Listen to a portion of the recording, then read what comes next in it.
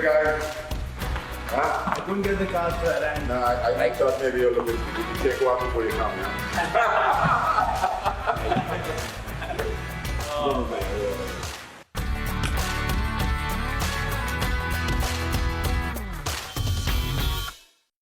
Hi, I'm Virat Kohli, and you guys have not seen me a lot doing this, but I'm doing this today because of a very special reason, and I couldn't be happier to introduce the person that's going to be in conversation with us today, the greatest inspiration to all of us batsmen, Sir Viv Richards. Thank you for having a chat with me and just taking out a lot of your time. So for me, this is a great opportunity to understand what were the challenges you faced when you were playing, and what made you believe in yourself so much. What was that essence of your self-belief? I always felt I was good enough to be competing. Yes. And I wanted to express myself in the best way that I can. And I see that little similarity where that passion, there are times where that passion sometimes would make folks would look at us in different ways and say, wow, why are they so angry? You know, why they're so angry. Whenever I've seen videos of you walking out, you're in a hat, no helmets back then. Even when there were, after a point, you chose not to because, you know, it was something that made you feel like you have the belief, and you're chewing gum, and I know the pitches were not as prepared or as covered back then. So what was it like? What went through your head when you walked out knowing that, you know, you don't have the sort of protection, there's no sort of restriction on bouncers, and then you go out and dominate like that? What did you feel from the time you left the change room till you got to the pitch? What was the mindset? Oh, I believe that I'm the man. You know, it may sound arrogant, you know, but I always felt that I was involved in a game that I knew. I backed myself every time. You even back yourself to get hurt. Yeah. You know, to take the knocks. But the helmet I tried, I'm not going to lie and tell you, but it felt a little uncomfortable.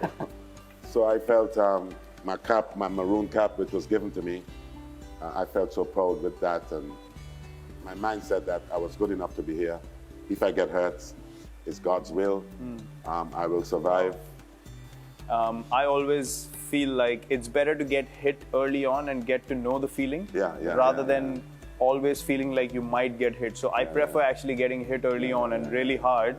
So it motivates me even further to not allow that to happen again. And you know, just that pain to go through your body and be like, okay, enough, it's not happening again. Because to be fair, as a batter, you're going to get some hurts, you know. Yes. This is all part of the game. Yes. And it depends on how well we come back from these knocks, you know. In the olden days, before we had these little guards around your ribs, you take it there, and that's when you feel it, you know. You take a count, but then that's all part of the parcel of the sport, you know. So after, in 2014, we went to England, and I had a very, very bad tour. But the next one was Australia, which was even more hostile and even more tough. So the thing that helped me that time was, and again it happened naturally, was visualization. 3 months before going to Australia, I started visualizing that I'm taking these bowlers on and I'm going to dominate and I'm going to come out on top. And that for me was a revelation where I had so much belief because of just putting that thought in my head. I think you scored 4 centuries, huh? Yes, yes. I was in Australia at the same time, man. I know. I can remember we were doing the Big Bash. Yes. And I got in a few of the Australians' faces, like, because just to see the way in which you stood up. Yeah. The Australians can be, in my opinion, at times be bullies. Yeah. They try talking you out, but you gave it back. Yeah. I love that. And not just giving it back, you gave it back with interest. Yeah. You know, the way in which you performed. And I think that sort of set you up to believe, because I always felt if you can go to Australia and combat what they have there, you're gonna be okay elsewhere. Yeah. You know, because you would have dealt with. It's a tough place to go. Yes, it is. And you came out smelling sweet, man. I think that was. I enjoy that, you know. Thank you. I wanted to ask you, did you also visualize a lot? Yeah, man. There are times sometimes I used to tell guys, like you see what you're going to do tomorrow. Yeah, yeah. You know, like, wow, this is how it's going to be tomorrow. And as a batsman as well, too, I felt that you got to be able to plan how you'd like to play. Yes. I don't want to do this today. I'm not going to do it today. This is how I'm going to do it today. And I see, especially in your knock the other day in Trinidad, Yeah. the first 100, you know, you were taking the same balls from the off stump, and some people may think hitting across the line, but that's when, in my opinion, that's when a batsman is in control, Yeah. and is in control of his personal faculties. Yes.